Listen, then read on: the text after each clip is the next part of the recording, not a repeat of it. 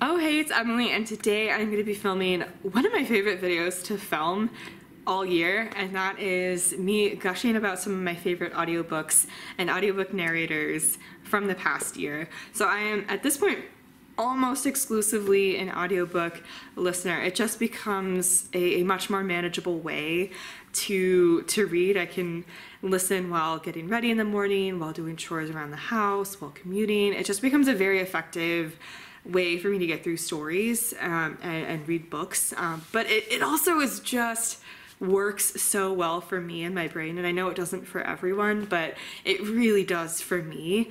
And with just how focused publishers are on making sure there's an audiobook for the books that they're publishing and that they're high quality audiobooks, there are so many talented narrators that really bring the stories to life and just add, I think, a new dimension and a new element to the story. And I want to celebrate some of those narrators today. I've actually had a narrator comment on this video from a previous year and just say thank you so much for recognizing narration as its own special art form. And that's really what I want to do with this video, because I really do feel like it is such a unique talent to not only get in the head of maybe one particular character, but get into the head of and be able to perform an entire cast of characters, regardless of gender or maybe accent, or there's so many dimensions that go into it, and just to be able to bring a story to life through all of those challenges, I think is just such a unique talent. So I want to celebrate some of my favorite audiobooks from last year. These are books that didn't make my favorites list of 2022. There are some standout audio experiences from those books that I point out in that video, but I wanted to make sure that I also talked about my standout audio experiences. I believe I did enjoy just about every book on this list as well. These were also some of my favorite books from the year that didn't quite make that other list. So I do also love these stories, and I think would recommend. Yeah, I think I recommend every single one of these as a book that I absolutely adored. But I also want to specifically talk about the narration. So let's just get right into it. We'll start with Well Matched by Jen DeLuca, narrated by the one and only Brittany Presley, who just delivers the fun in her voice. And I think Jen DeLuca's humor is, I think, so much fun, and her stories are so much fun, but they do also have real moments of vulnerability with the characters, and I think Brittany is able to do all that whole range of emotion, from the fun to the heavier moments, and work through it all. I also think she is incredible at doing male voices as well, and just making even just slight shifts in her voice that really bring that home. Really bring it home for me. I really appreciate narrators who don't necessarily need to drastically change their voice, because sometimes that can really kind of affect their delivery. I think if they try to change their voice too much to deliver lines from a character maybe that isn't of their gender, but I think Brittany's able to do that really well. And it's, again, a fine line, and definitely up to preference and kind of what style you prefer in terms of when you listen. But Brittany nails it for me. And the next one I want to talk about is The Anthropocene Reviewed by John Green, narrated by the author. And I adore John Green. I thought this was an incredibly funny collection of essays and insightful, and because John is used to talking to audiences that aren't necessarily physically present right in front of him, it's a very, I think, natural transition to narrate this himself. And just because it's his own work, I think he's able to bring that humor, bring his perspective to his stories, and yeah, again, really just sell it and bring the humor, bring the fun, and also just the heavier moments in some of these essays. So it's him reflecting on his life, but also just reflecting on modern society by rating on a 5-star scale various aspects of modern society. And I just thought it was fun, but it was also insightful, and just I had a great time with it. And his narration, I think, absolutely would recommend going the audio route for this as well. And the next one I want to talk about is The Alloy of Law by Brandon Sanderson. I'll be super quick because I've mentioned Michael Kramer before, but his books are just always a standout in terms of narration for me. I'm so used to his voice at this point. I've listened to it for so many hours because he narrates chunky fantasy books. I've listened to his voice for so long that it's such a comfort for me at this point, and just the quality that he's able to deliver with his voice is just unparalleled. I absolutely love his narration, and I think he's able to just translate the emotions of all of the characters into his voice really well. The next one I want to mention is, I think, one of my top 2 narration experiences of the year. I'll mention the other one in this video as well. I'm going, I think, mostly by chronological order of when I read these books, not necessarily ranking them by narration experience. But that is Gallant by V.E. Schwab, and this one is narrated by, let me just double check, Julian Rind-Tutt. And I think if you like Jem Dale as a narrator, you will absolutely love this one. I think I enjoyed this book more because of the audio experience. I would recommend doing both the audio and the physical because there are pictures and journal drawings, etc., that are part of the story. So I absolutely would recommend having it physically, but also listening to Julian's narration, because his voice is just absolute perfection, and his delivery, absolute perfection. He captures the whimsy of the story really well with his voice, and just immediately was one of my favorite audiobooks, and I absolutely loved the listening experience. One of my favorite experiences in terms of audiobooks this year. I think he's so talented, and I absolutely want to look up everything else that he's narrated and listen to it just to keep listening to his voice, because, as I said, his voice is just absolute magic. The next one I want to mention is a narrator that I have mentioned before, especially a couple of years ago, I believe, when I listened to a good chunk of Ruth Ware's backlist. And I did this year read The It Girl by Ruth Ware, narrated, as always, by Imogen Church. And I can't imagine a Ruth Ware book not narrated by Imogen Church, and I can't imagine ever really being tempted to get a physical copy of Ruth Ware's books, because I cannot imagine reading them physically and not listening to her voice.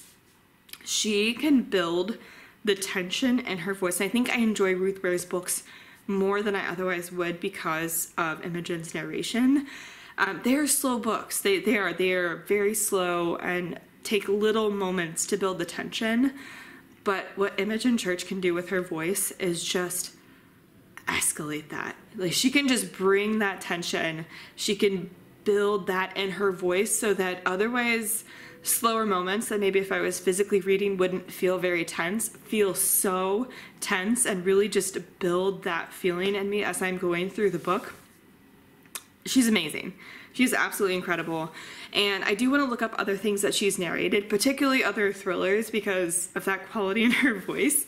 But I just absolutely love her voice as well. But yeah, she is so talented.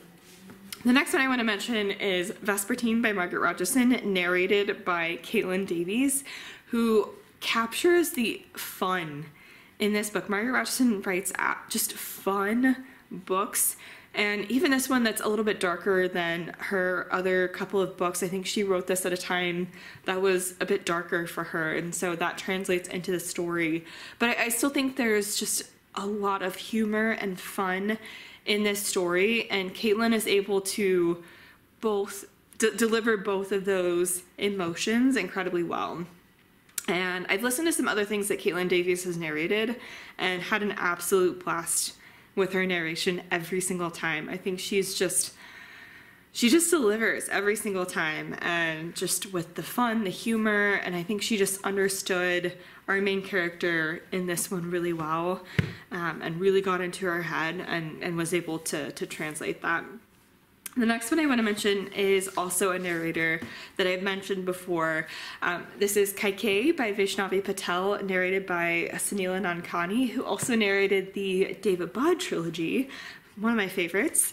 And she just has such a special quality to her voice. I think she's able to, once again, just tap into our characters' emotions and just deliver the range of emotions incredibly well. And our main character here is a mother who really does go through the gambit of full emotions in this story.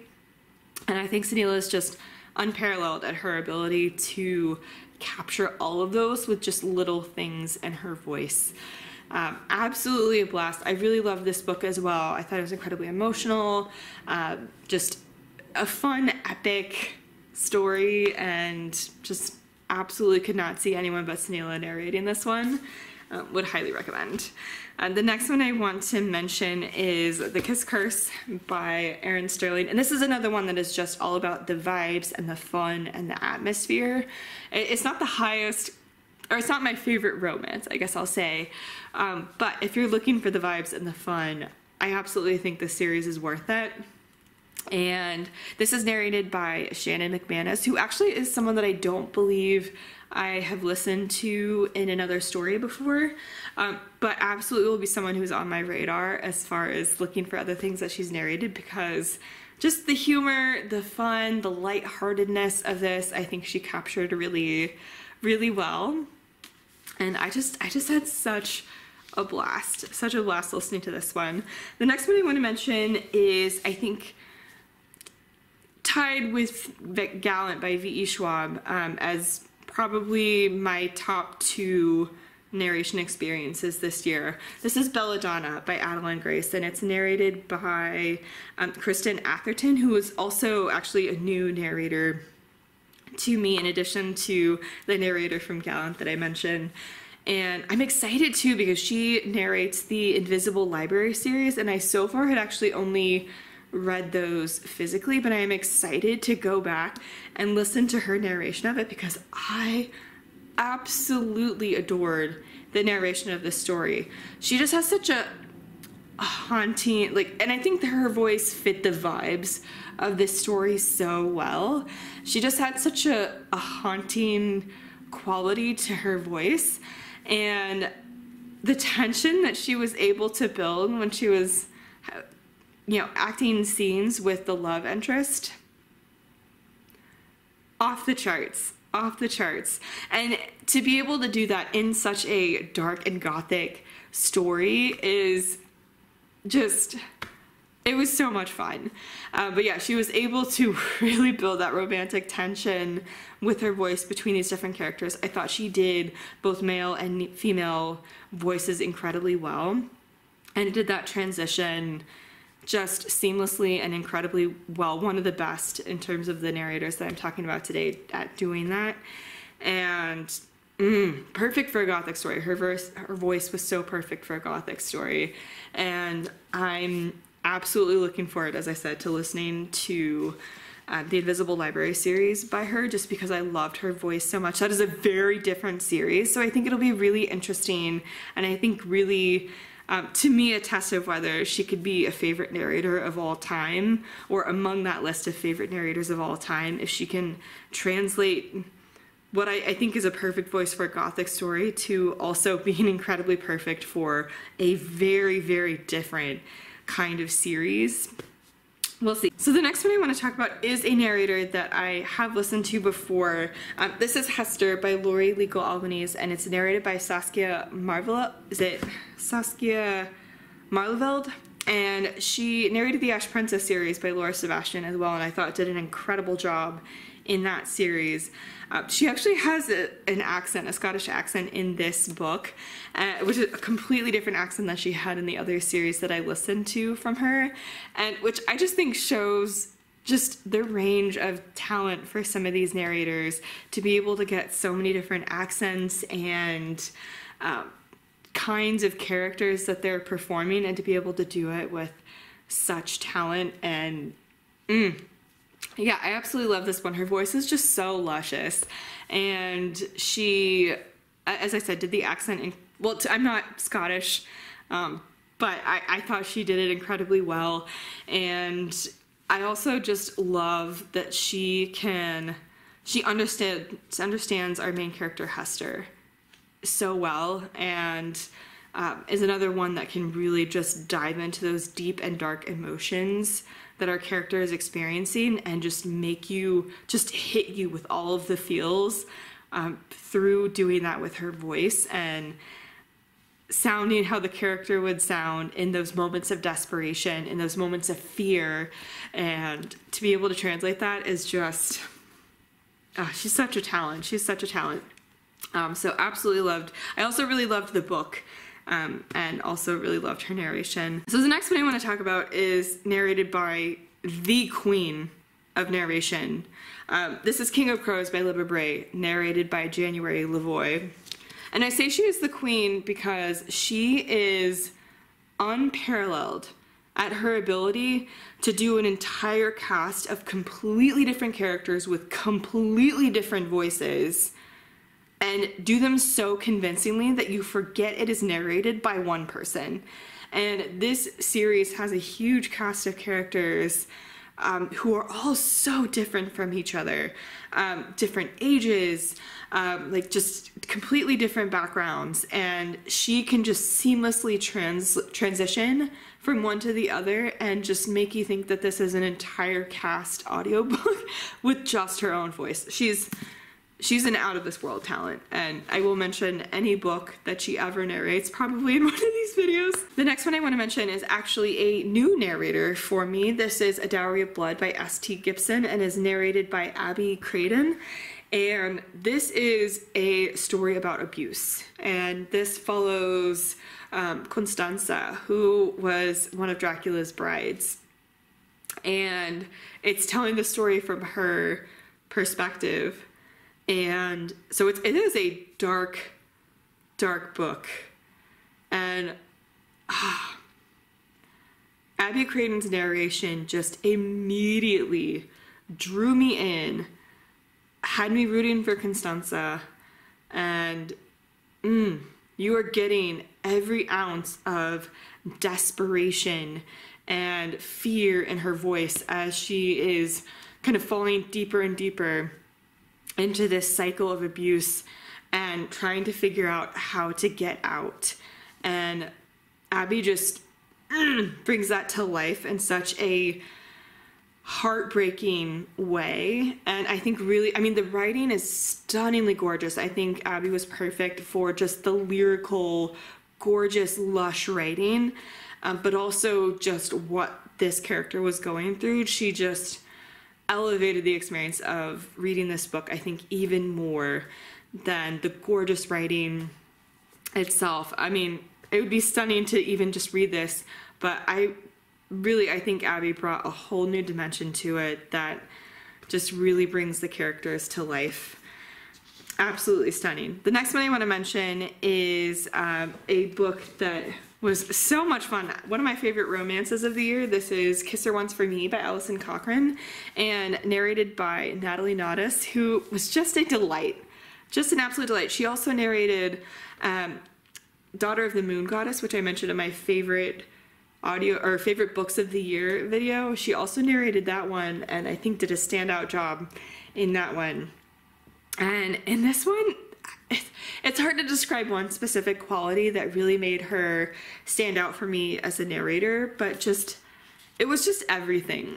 Like she just really brought the book to life. It's kind of hard to talk about why I love narrators sometimes and distinguish the quality of one narrator from another and as far as what they brought to the table.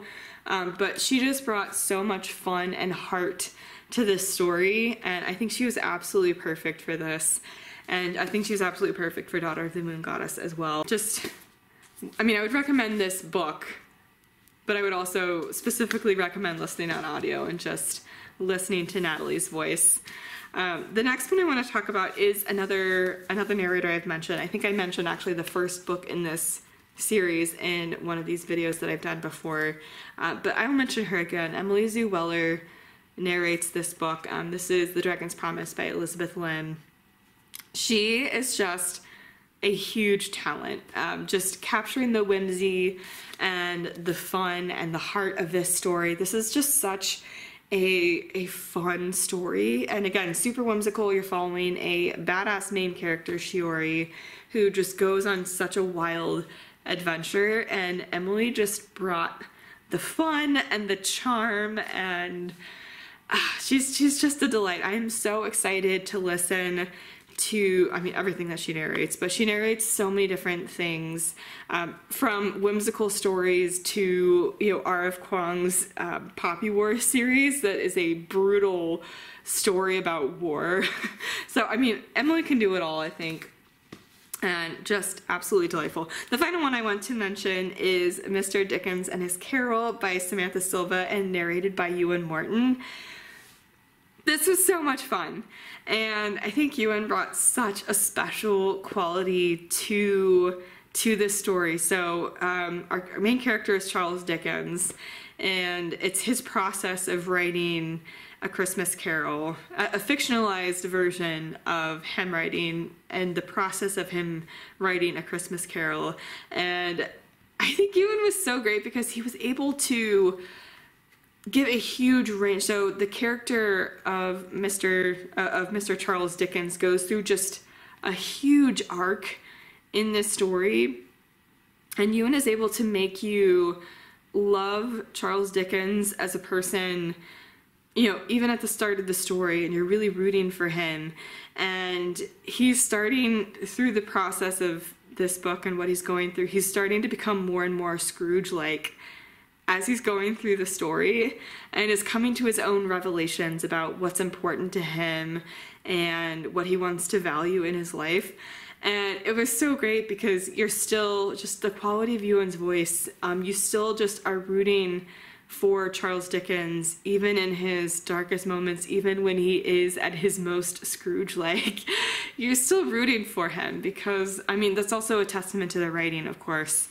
But I think it was also just in his delivery. He's able to just give that range of, you know, Charles Dickens being happy and, you know, loving his every aspect of his life. And he's got a great life with a great wife and kids and a writing career, to being in an incredibly dark moment and trying to get out of that dark moment through writing and rewriting A Christmas Carol. And his accent's great.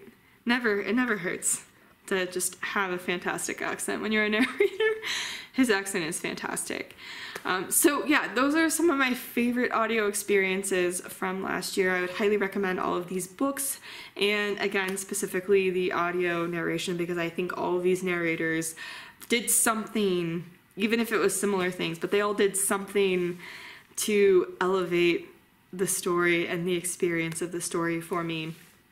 So let me know standout narrators or standout audiobooks for you. I would absolutely love to know, as someone who is just an absolute audiobook fan, and I'm always looking for new narrators to fall in love with. So please do let me know your audio recommendations down below, or let me know if you read any of these books and what you thought of them, or if you also happened to listen to them on audio and had a similar experience with the narrator.